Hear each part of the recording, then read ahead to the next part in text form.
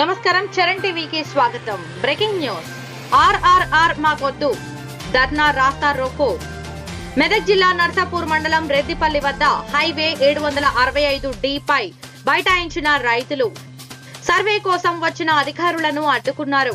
తగిన న్యాయం చేయాలంటూ పెద్ద ఎత్తున నినాదాలు చేశారు. బోధన్ హైదరాబాద్ రహదారిపై వాహనాల రాకపోకలను స్తంభింపజేశారు. రైతులకు వెంటనే